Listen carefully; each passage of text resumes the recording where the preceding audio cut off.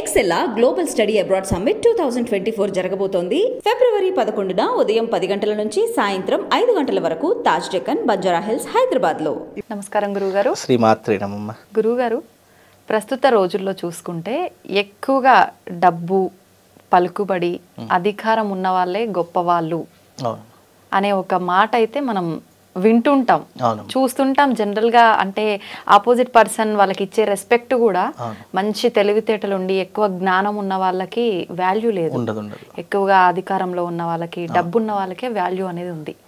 నిజంగా మీ ఉద్దేశం ప్రకారం డబ్బు, అధికారం ఉన్న వాళ్ళే గొప్ప వాళ్ళ, జ్ఞానం ఉన్న వాళ్ళు గొప్ప వాళ్ళ గురువు గారు? తప్పకుండా తెలియజేస్తానమ్మా. ముందుగా ప్రేక్షకులందరికీ శ్రీమాత్రే నమః, శ్రీ గురుభ్యో నమః. జ్ఞానినాంనపి చేతాంసి దేవి భగవతీ హిసా బలాయ కృష్ణమోహాయ మహామాయ ప్రయశ్చతి. దీనికి చాణక్యుడు ఒక గొప్ప నీతి వాక్యాన్ని చెప్పాడు. ఈ టైంలో చాణక్యుణ్ణి స్మరించడము చాలా విశేషము.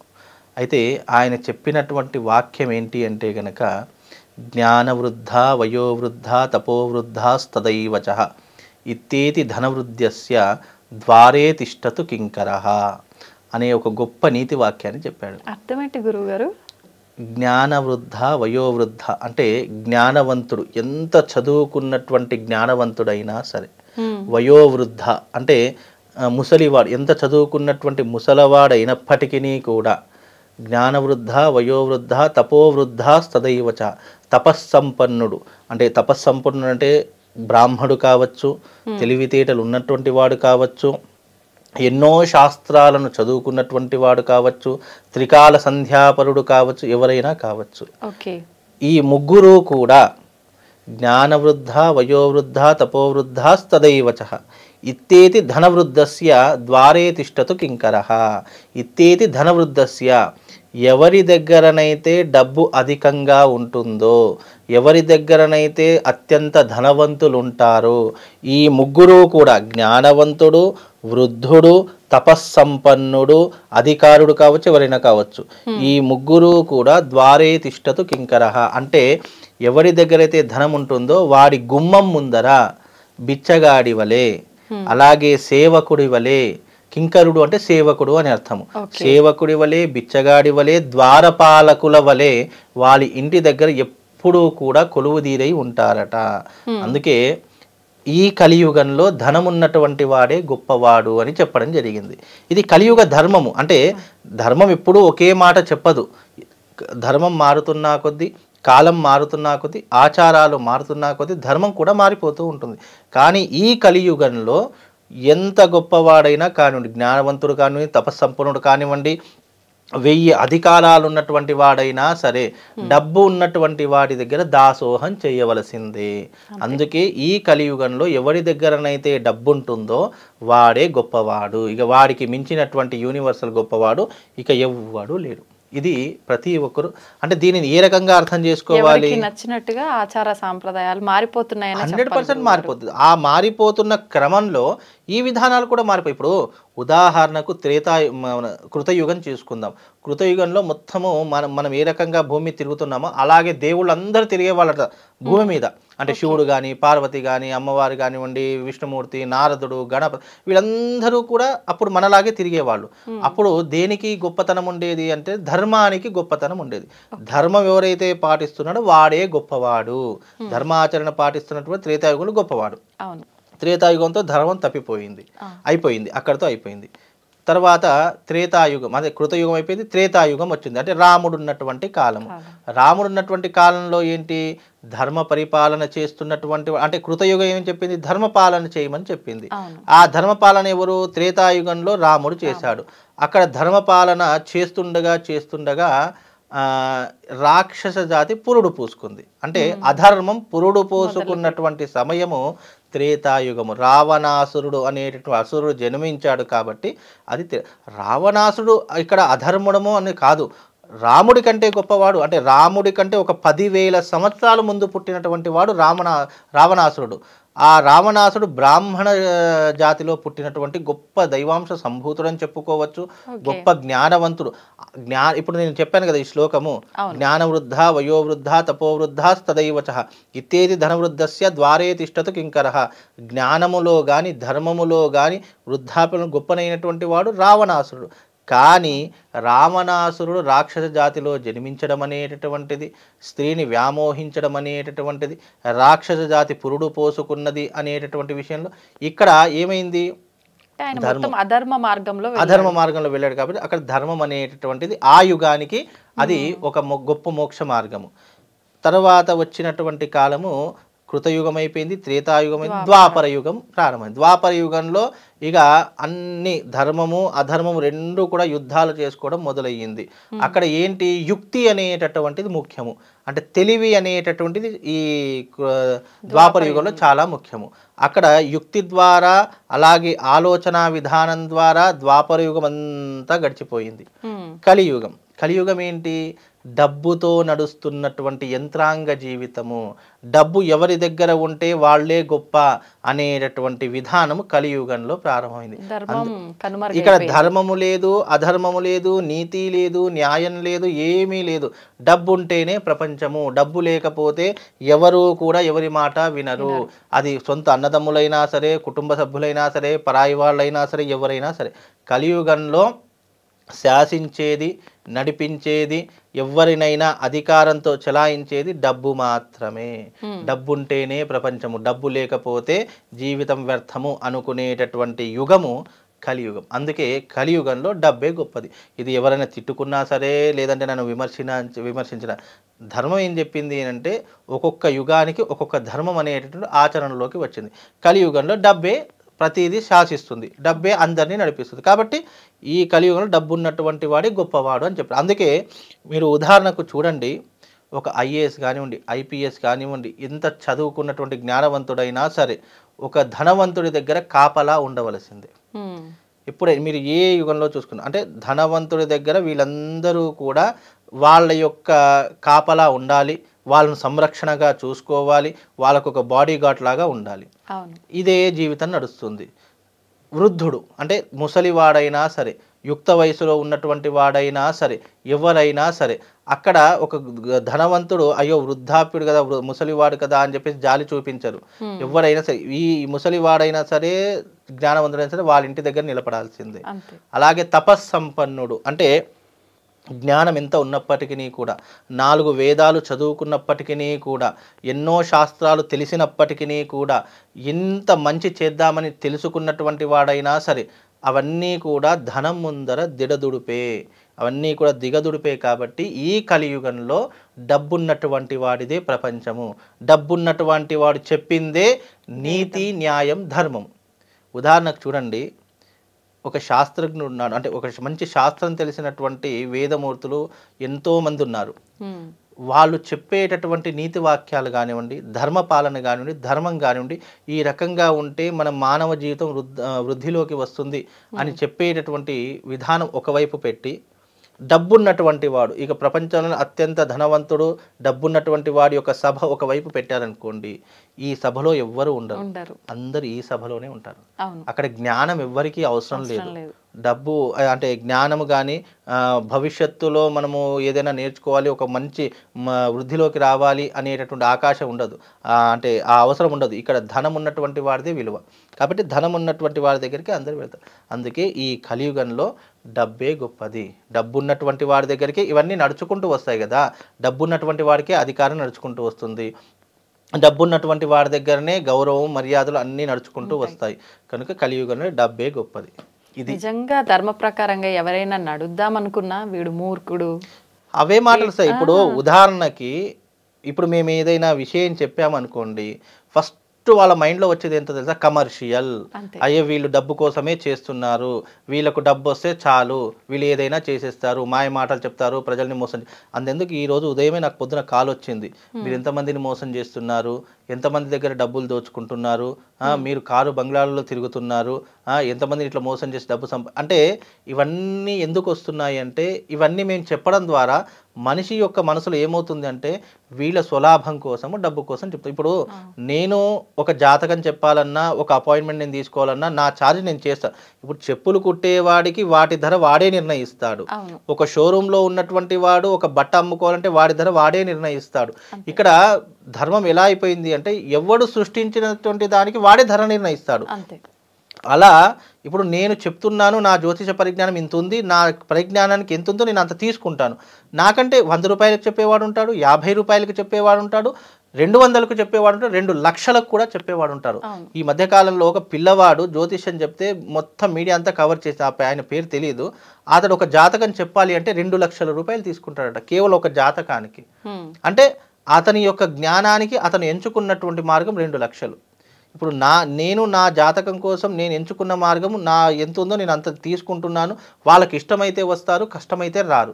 వాళ్ళకి ముందుగానే తెలియజేసి అయ్యా నా ప్రైజ్ ఇంత, మీరు ఇష్టం ఉంటే రండి లేదంటే అని చెప్పినా కూడా వితండవాదంగా మూర్ఖత్వంగా ఎంతమంది అయితే వానికి ఉన్నటువంటి మానసిక పరిస్థితి ఏంటంటే జీవితంలో ఎవరు గొప్పవాళ్ళు కాకూడదు, ఇతను కొంతమందిని మోసం చేస్తున్నాడు. ఇప్పుడు అదే క్వశ్చన్ అనిల్ అంబానీని ధీరుభాయ్ అంబానీ అడుగుతారా ఎంతమందిని మోసం చేసి ఎన్ని బిల్డింగ్లు కట్టారని? అడగరు. ఎందుకు అంటే వాళ్ళు డబ్బున్నటువంటి వాళ్ళు ఏది చేసినా చెల్లుబాటు అవుతుంది. కానీ మేము సాధారణమైనటువంటి మధ్యతరగతి వాళ్ళము, బ్రాహ్మణులము, ఎవరిని ఏం దూషించలేము, ఎవరిని ఏమి అనలేము అనే ఒక స్వభావంతో వాళ్ళు మమ్మల్ని విమర్శిస్తున్నారు.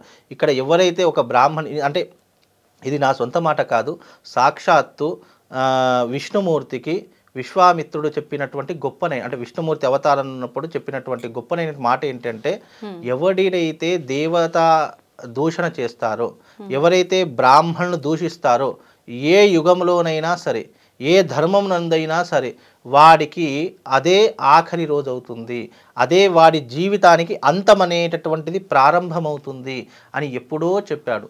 అందుకే అంటే అందరూ అని చెప్పను, కొంతమంది బ్రాహ్మణికి ఎందుకు భయపడతారంటే అయ్యో బ్రాహ్మణ నింద చేయడం ఎందుకు, వాళ్ళ పాపం మనం మూటగట్టుకోవడం ఎందుకు అని కొంతమంది భయపడే వాళ్ళు ఉంటారు. కలియుగంలో భయం లేనటువంటి వాడు దేవుడికి భయపడడు, బ్రాహ్మడికి భయపడడు, తల్లిదండ్రులకు భయపడడు, దేనికి భయపడడు. వాడు భయపడేదల్లా డబ్బుకే. అందుకే డబ్బుకే ప్రతి ఒక్కరు భయపడతారు, డబ్బుకే ప్రతి ఒక్కరు దాసోహం అంటారు. అందుకే కలియుగంలో డబ్బే గొప్పది, డబ్బు ఉంటేనే అన్నీ ఉన్నాయి, డబ్బు లేకపోతే ఏమీ లేదు. అదే నా దగ్గర ఈరోజు కోట్లు ఉన్నాయనుకోండి, నేను ఏది చెప్తే అదే అంటారు, నేను ఏది చెప్తే అయ్యో చాలా బ్రహ్మాండ. అదే నేను సాధారణమైన ఈ పొజిషన్లో కూర్చొని చెప్పాను అనుకో, ఎంత వేదం చెప్పనివ్వండి, ఎన్ని శాస్త్రాలు చెప్పనివ్వండి, ఇవన్నీ నాటకాలు బూటకాలు డబ్బు కోసం చేస్తున్నా, ఇవే మాటలు వస్తాయి. అందుకే కలియుగంలో డబ్బు ఉంటేనే మనం మాట్లాడగలుగుతాము, డబ్బు ఉంటేనే ఏదైనా చేయగలుగుతాం, డబ్బు లేకపోతే ఏమీ చేయలేం. అందుకే మీరు అన్నటువంటి క్వశ్చన్కి డబ్బే మూలము, కలియుగంలో డబ్బే ప్రధానము. అందుకే ఈ శ్లోకం నాకు వెంటనే గుర్తుకొచ్చింది, అయ్యా చాణక్యుడు ఈ నీతి వాక్యాన్ని చెప్పాడు, దీని ఆధారంగా ఇప్పుడు చాణక్యుడేమీ అసమర్థుడు కాదు, గొప్ప నీతివంతుడు. ఆయన నిజంగా చెప్తున్నాను, జీవితంలో పెళ్లి చేసుకుందాము అని అనుకున్నా, జీవితంలో డబ్బు సంపాదిద్దాము అని అనుకునే థాట్స్ ఉన్న ఆ వ్యక్తి ఒక్కసారి చాణక్యుడు అర్థశాస్త్ర నీతిని చదువుకొని జీవితంలో ముందుకెళ్ళండి. అతడు జీవితంలో సక్సెస్ కాకపోతే నన్ను అడగండి. ఎందుకు అంటే నా సక్సెస్కి కారణం కూడా చాణక్య నీతి. నేను ఒకానొక సందర్భంలో చెప్పొచ్చో చెప్పలేదో నాకు తెలియదు కానీ ఒకానొక సందర్భంలో అంటే దాదాపు 2014 or 15 ఆ మధ్యకాలంలో నా పరిస్థితి చాలా అంటే చావు దాకా వెళ్ళి వచ్చినటువంటి స్టేజెస్ ఉన్నాయి. స్వయంగా నా భార్య నా కళ్ళతో చూసింది కూడా.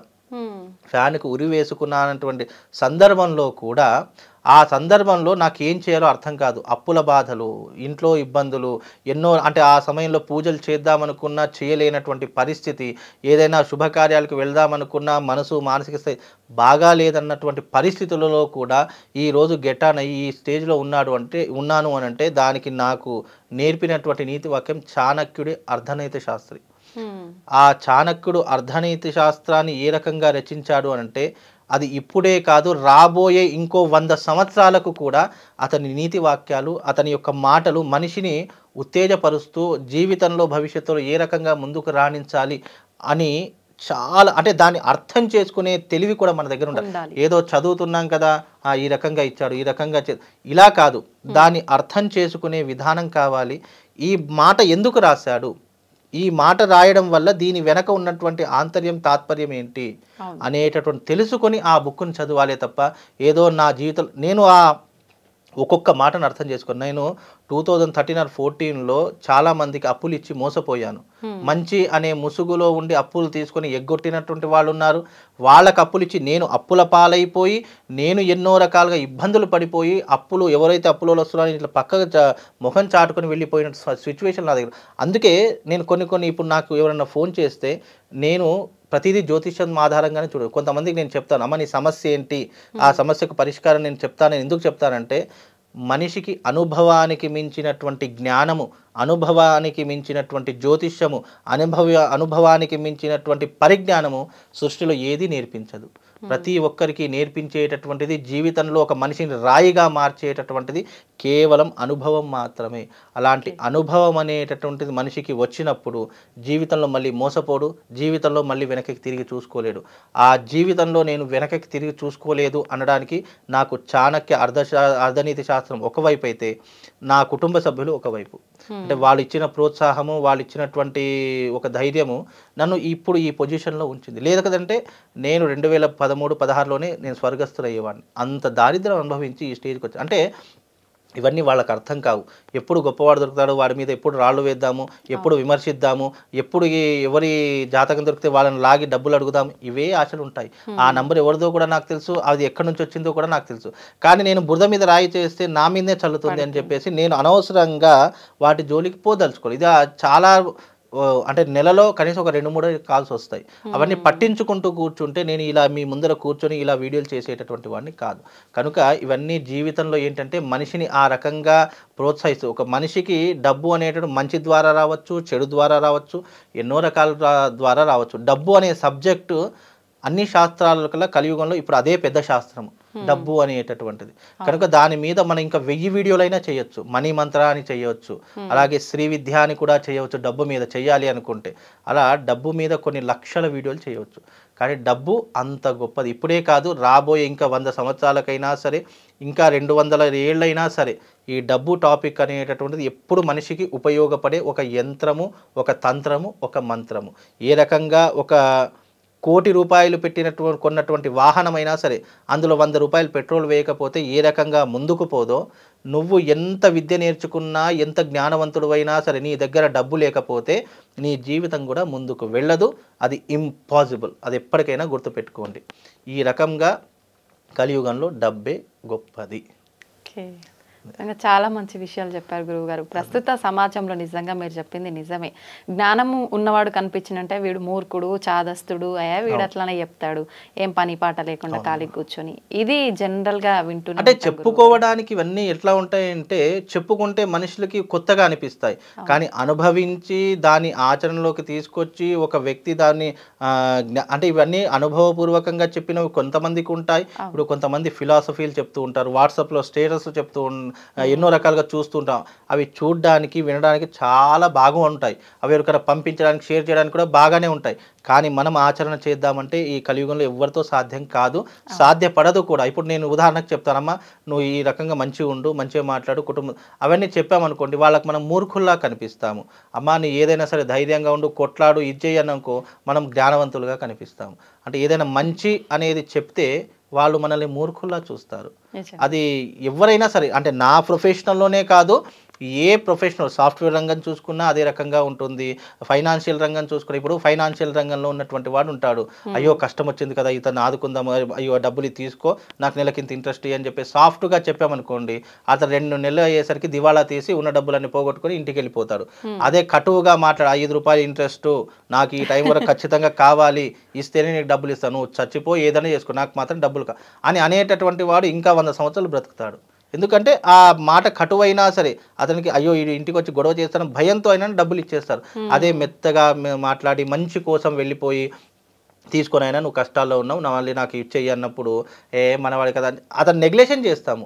అంటే మంచికి ఎప్పుడు నెగ్లెక్టే, మనం చెప్పే ధర్మానికి ఎప్పుడు నెగ్లేషన్. అందుకే సనాతన ధర్మంలో ఉన్నటువంటి వివాదాలు, సనాతన ధర్మంలో ఉన్నటువంటి ఇబ్బందులు మళ్ళీ ఏ ధర్మంలో లేవు. మీరు ఎప్పుడైనా ఎంత చరిత్ర తిరిగేయండి, మన మీద జరిగినటువంటి దాడులు, మన గుళ్ళ మీద జరిగినటువంటి దాడులు ఏ గుళ్ళ మీదైనా జరిగాయా?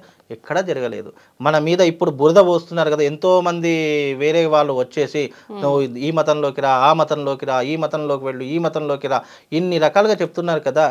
మరి ఎందుకు మన మీద ఇన్ని దాడులు అంటే మన వైపు మంచి ధర్మము అనేటటువంటి మనకు ఒక జ్ఞానాన్ని నేర్పింది.